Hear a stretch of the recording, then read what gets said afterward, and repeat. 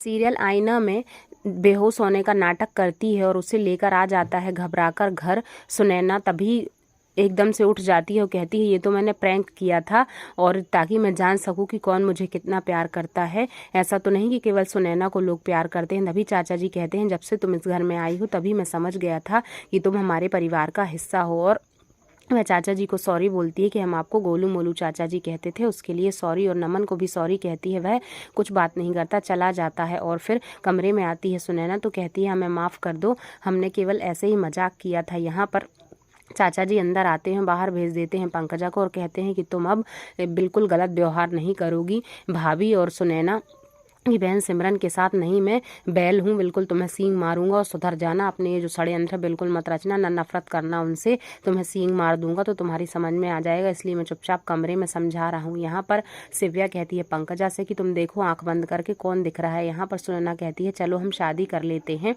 और नमन नहीं मानता है।